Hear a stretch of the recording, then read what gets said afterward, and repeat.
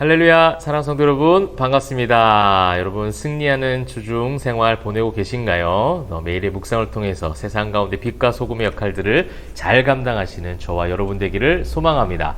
자, 오늘은요, 이제 시편 79편부터 이제 86편까지 읽도록 하겠습니다. 오늘은 이제 아삽의 시편이 이제 83편까지가 아삽의 시편이고요. 그 다음에 이제 84, 85가 고라 자손의 시편, 또한 86편, 우리가 마지막 있는 86편이 이제 다윗의 시편이라고 이제 표제가 나와 있습니다.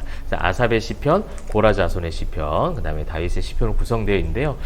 우리가 이제 매일의 묵상을 하면서 특별히 시가서 시편 말씀은요, 연대기적 어떤 사건, 그래서 이제 스토리텔링적으로 이야기가 전개가 될 수 있는 그런 어떤 줄거리와 흐름은 아닙니다. 그래서 한 편이 또 한 절이 우리에게 주는 엄청난 뜨거운 울림이 있는 그런 시가서의 말씀이라고 할 수가 있겠습니다. 그러면서도 저는 그래도 우리가 이제 매일의 묵상, 정말 매일의 정기적으로 몇 편의 이제 시편 말씀을 보게 되는데, 그 몇 편의 시편의 말씀을 보면서 한 가지의 키워드가, 또 하나의 문장이, 한 절이, 또 하나의 메시지가 우리 머릿속에, 가슴 속에 깊이 있게 또 심겨지길 바라는 마음으로, 그래서 오늘 그 아삽의 시편 첫 부분 79편부터 이제 83편까지죠. 그 83편까지 오는 아삽의 시편 가운데는 우리가 무엇을 조금 볼 수 있을까? 한번 우리가 묵상을 해본다면, 이제 아삽의 시편의 이 79편부터 83편까지는요, 여러 가지 고통과 아픔과 문제에 대한 부분들을 이야기하는 거예요. 그러니까 자기 민족이 경험하고 있는 고난, 고통, 또 여러 가지 공격, 이런 것 속에서 간구하고 부르짖는 거죠. 하나님 도와주십시오 하고 간구하는 시편이라고 할 수 있습니다.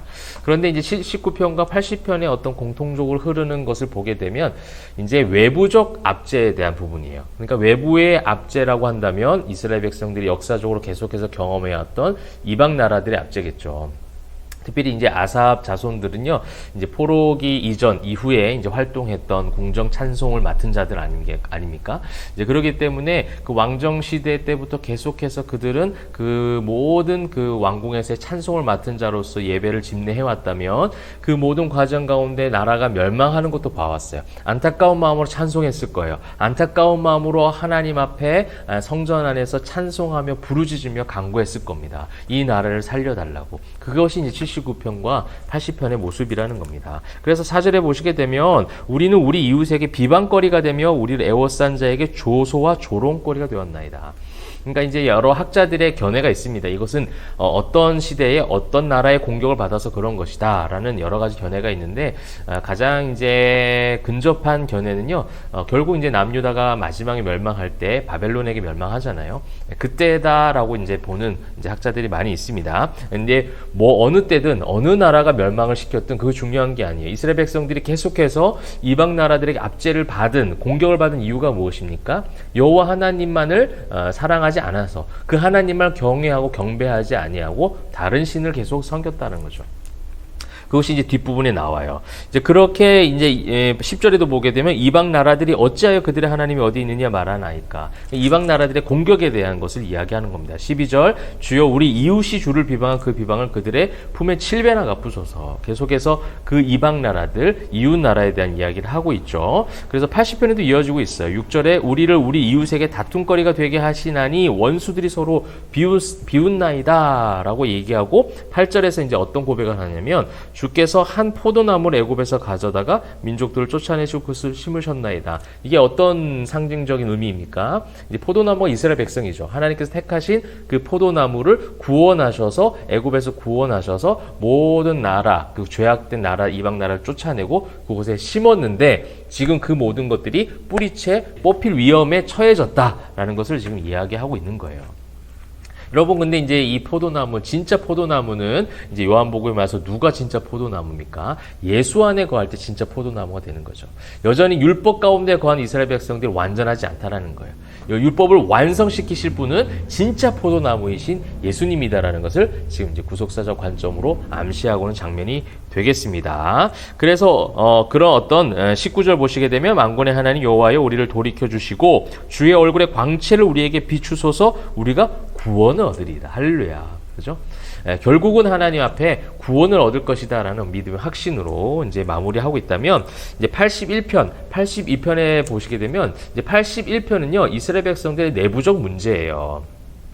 이제 광야에 나아가서 여러 가지 절기를 보내면서 하나님과 관계를 맺어가지만 하나님을 온전하게 신뢰하고 믿지 아니하고 그들이 어떻게 해요? 우상을 자꾸 섬기는 것이죠. 그래서 이제 성경을 보시게 되면 7절을 보시면 얘가 고난 중에 부르짖음에 내가 너를 건졌고 우레소리와 은밀한 곳에서 내게 응답하며 무리바 물가에서 너를 시험하였도다. 내 백성이여 들으라 이렇게 했지만 백성들이 듣지 아니하였다라는 거예요.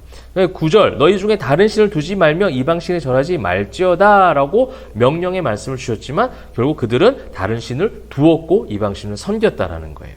그래서 11절에 내 백성이 내 소리를 듣지 아니하며, 이 내부적 문제예요. 우리는 이제 외부적 압제에 대한 것만 생각하죠. 그 공격 때문에 멸망했다라고 생각하는 거예요. 이스라엘 백성들 남유다가 또 북이스라엘이 그런 이방 나라들의 공격과 그들의 강함 때문에 무너진 것이 아니라 그들이 하나님을 온전히 섬기지 않고 이방 신을 섬기고 다른 신을 내게 두지 말지라 하셨던 그 하나님의 명령의 말씀을 듣지 않았던 불순종의 결과였다라는 것을 지금 이 81편을 통해서 볼 수 있다는 거예요. 82편도 마찬가지예요. 82편은요, 불의한 재판장들에 대한 이야기, 이 불의한 재판에 대한 이 여러 가지 해석이 있지만, 이 흐름 속에서 우리가 보게 된다면, 이스라엘 백성들이 재판을 관리할 수 있는 그런 관리자들, 지도자들에 대한 지금 책망이 나오는 거예요. 이게 무슨 말입니까? 결국 내부적 문제잖아요. 여러분, 이 남유다가 마지막 멸망을 하고 나중에 여러분 예레미야 성경을 가게 되면 거기에 대한 더 깊이 있게 우리가 보게 돼요.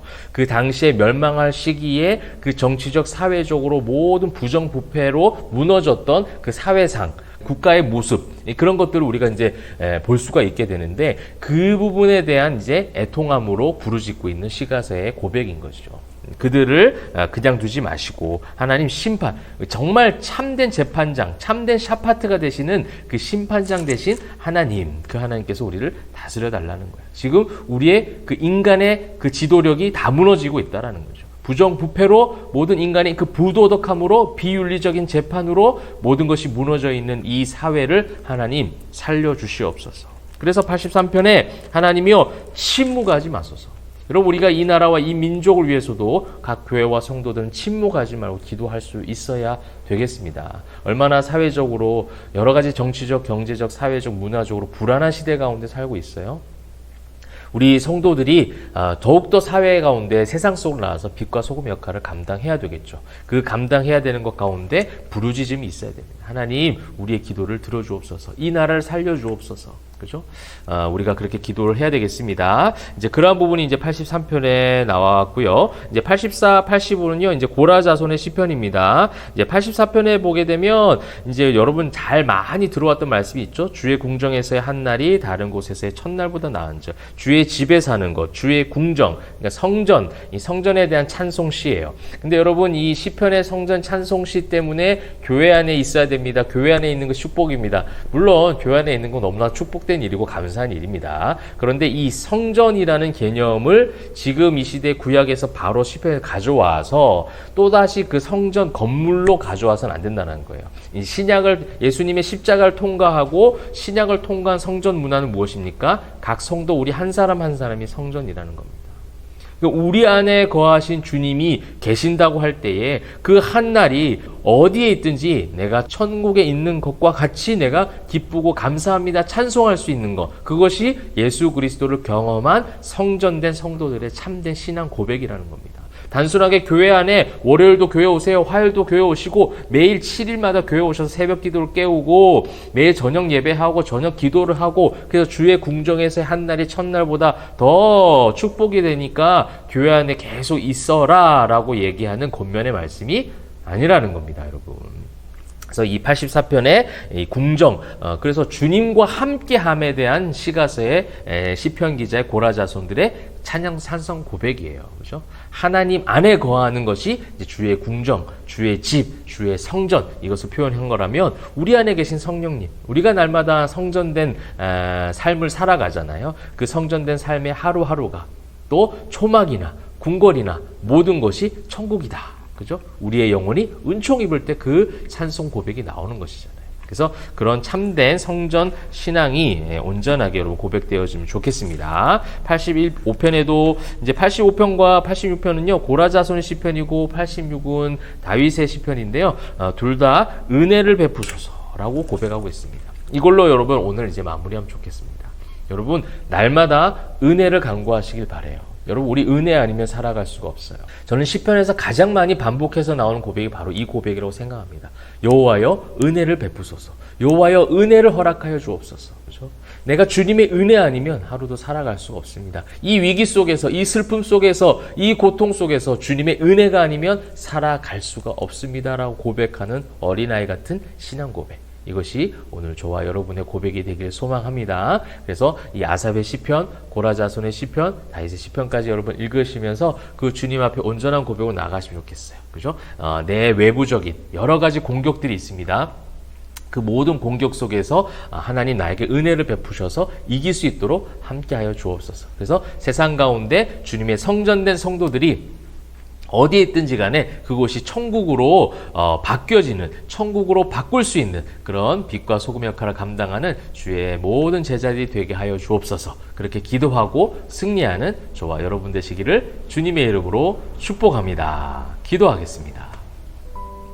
사랑과 은혜가 풍성하신 하나님, 주님과 함께하는 매일의 삶이 어디에 있든지 천국이 되게 하시고 어디에 있든지 감사와 기쁨의 찬송의 고백이 되게 하여 주시옵소서. 주님 은혜를 베풀어 주시옵소서. 우리 포에마교회 성도들에게 각자의 삶 가운데 은혜를 베푸시고 모든 교회와 가정과 삶 속에서 하나님의 은혜로 말미암아 승리하는 주의 모든 백성들 되게 하여 주시옵소서. 감사드리며 살아계신 예수 그리스도의 이름으로 기도합니다. 아멘.